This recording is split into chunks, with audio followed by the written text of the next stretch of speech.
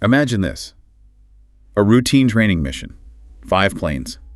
Just vanishes. Completely gone. Yeah, no trace. It's one of those events that just grabs you, doesn't it? It really does. And for decades, it's fueled all sorts of theories. From the, well, plausible to the totally bizarre. Often blaming that infamous patch of ocean. The Bermuda Triangle connection is almost unavoidable when people talk about this. Exactly. So today we're doing a deep dive into the disappearance of Flight 19 and also the rescue plane that went missing looking for them. Right. We'll unpack the timeline, look at the human decisions, the search efforts, all that speculation. Our goal here is really to dig into the sources, pull out the key facts, the insights from this, well, frankly, baffling piece of history. Let's get into it. Okay, so let's set the scene. It's December 5th, 1945, about 2-point center in the afternoon. 5 TBM Avenger torpedo bombers take off from the Naval Air Station in Fort Lauderdale, Florida. That's Flight 19. That's Flight 19. They're heading out for something called navigation problem number 1. Just a standard 3-hour training flight. Totally routine stuff. What was the planned route? It was a triangle. First, they fly east from the coast out towards a spot called Hens and Chicken Shoals. Okay. Do some practice bombing runs there. It's just a shallow reef, a standard target area. Right. Safe place to drop practice bombs. Exactly. Then, leg 2 was turn north, fly over Grand Bahama Island, and the final leg turns southwest and heads straight back to Fort Lauderdale. Got it. And who was on board? Well, most planes had 3 crew members, Navy guys or Marines. One plane only had 2. And were they experienced? Reasonably so, yeah. Most had around 300 flight hours logged in that type of plane, the Avenger. And the flight leader. That was Lieutenant Charles C. Taylor. Now, he was experienced. A veteran pilot, flew combat missions in the Pacific during World War II. So not someone you'd expect to just get lost easily, which makes what happens next even stranger. Absolutely. And initially, everything was normal. The flight started smoothly. They reached Hens and Chicken Shoals, dropped their practice bombs around 2:3 p.m. No problems at all. Just like what nearly 20 other flights had done that same day? Exactly. 18 other flights had done similar exercises that day without any incident. It seemed completely routine. But then, things change. After they make that turn north for the second leg. That's the turning point. Suddenly, Taylor starts to think his compass is broken. Both of them, actually. He gets convinced they're flying in the wrong direction. And at the same time, the weather starts to turn nasty. Yeah, terrible timing. A weather front moves in, rain, winds picking up, heavy clouds rolling in, visibility drops. A bad combination. The worst. And that's when Flight 19 becomes, as the reports say, hopelessly disoriented. You can almost hear the panic setting in through those radio calls. You really can. They picked up transmissions like, I don't know where we are, and another one, we must have got lost after that last turn. Just confusion. And someone else heard this. Another pilot. Right. Lieutenant Robert F. Cox. He was another Navy flight instructor flying closer to the Florida coast.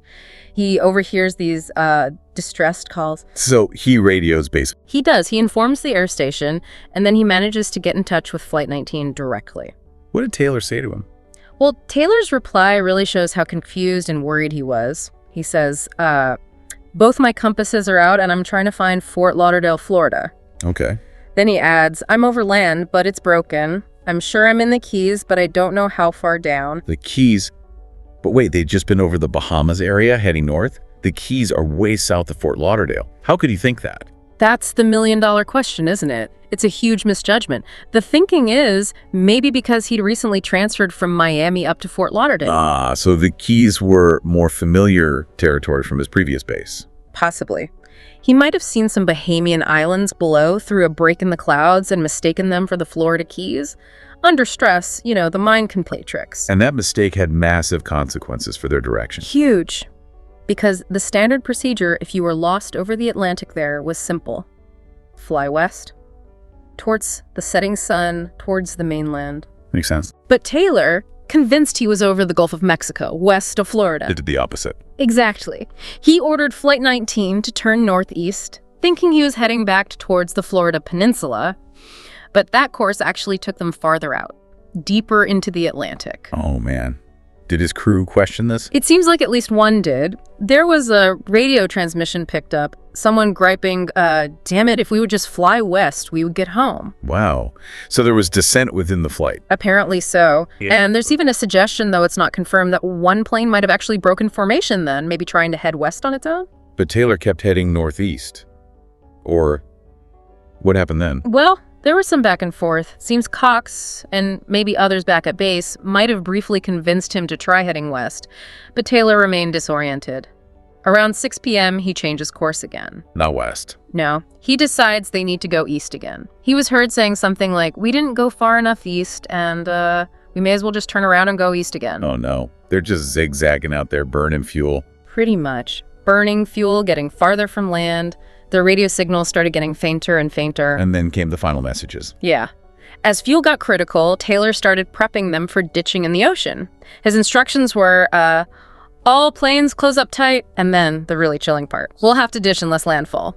When the first plane drops below 10 gallons, we all go down together. Going down together. A few minutes after that, their transmissions just stopped, replaced by static. Silence. Just gone. Okay, so back on land, they know something is terribly wrong. What's the immediate reaction? Panic, basically. The Navy scrambles search planes right away. They know those Avengers are likely out of fuel, or soon will be. But the story doesn't end there, tragically. There's another disappearance. Right. This is where it gets even more bizarre. Around 7:30 p.m. that evening, they launched 2 PBM Mariner flying boats to join the search. Big planes. And just 20 minutes after taking off, one of those Mariners, carrying 13 crewmen, just vanishes off the radar. Vanishes, like Flight 19. Gone. Never seen or heard from again. All 13 men lost. What? What do they think happened to the Mariners? Well, the prevailing theory, and it's pretty well supported, is that it exploded in midair. Exploded. Why? These PBM Mariners, they had a bit of a reputation. They were sometimes called flying gas tanks. Not a comforting nickname. Not at all. They were known for being, let's say, prone to catching fire or having fuel vapor issues, potentially a spark, static electricity, even a stray cigarette could be catastrophic. Was there any evidence of an explosion? Yes, actually. A merchant ship, the SS Gaines Mills, was in the area around the time the Mariner disappeared. They reported seeing a huge fireball in the sky. Oh, wow. And later, they sailed through a large oil slick at that location. So it seems pretty certain the Mariner tragically exploded. So now the Navy's dealing with 6 missing aircraft and 27 missing men. The search must have been huge. Immense. The next day, it kicked into high gear.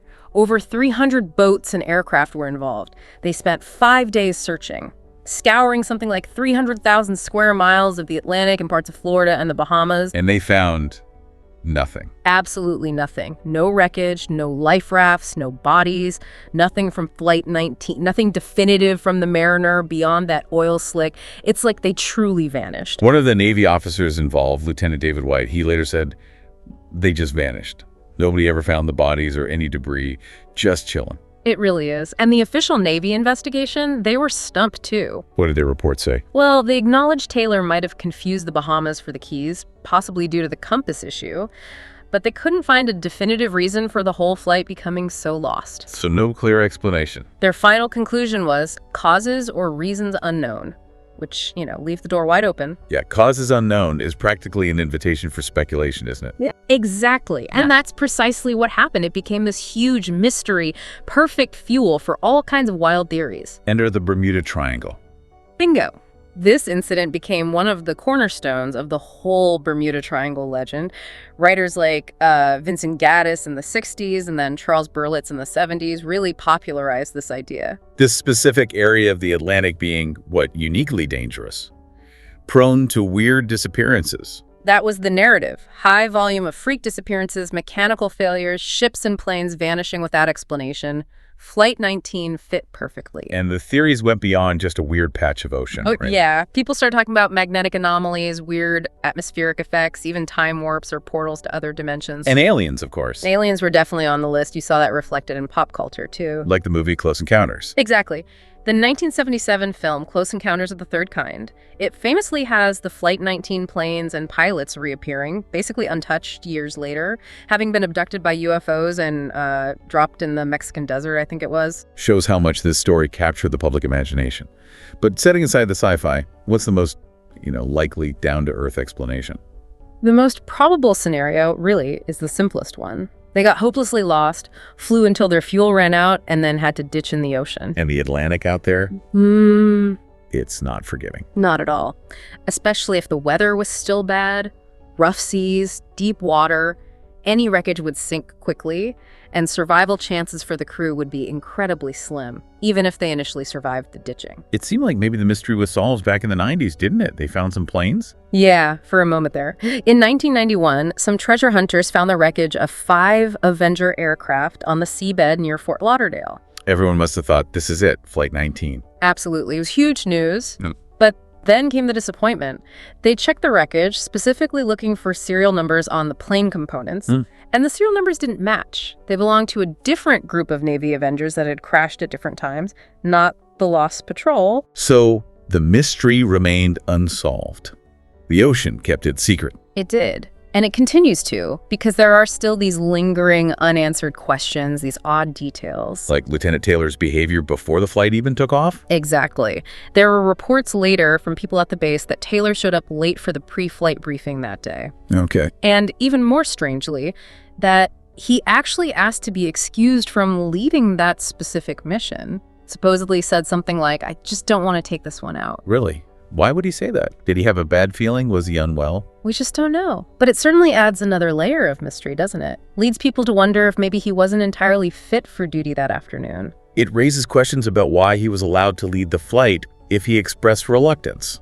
It does. And another really puzzling thing, the radios. What about them? Why didn't anyone in Flight 19 use the dedicated rescue radio frequency or their ZBX receivers? ZBX receivers, what are those? They were basically onboard radio direction finders. They could home in on signals from Navy radio towers on land, a crucial piece of equipment if you were lost. And they were told to use them. Yes.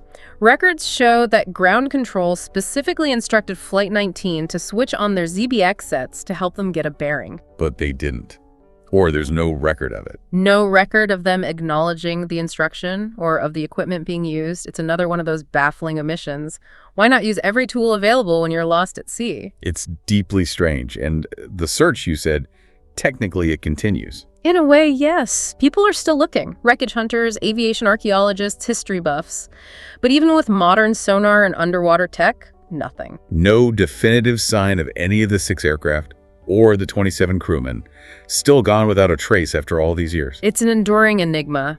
Flight 19 is this chilling mix of factors, isn't it? You've got human error, disorientation, maybe questionable decisions. Yeah, combined with bad weather, malfunctioning equipment, perhaps. And just the sheer vastness and power of the ocean. It all came together to create a disappearance so total, it still defies a clear, simple explanation. It really does. And when you dive deep into a story like this, it really underscores our, human need to find answers, to solve mysteries, even the ones that seem determined to stay unsolved. Absolutely. It makes you think about our relationship with the unknown.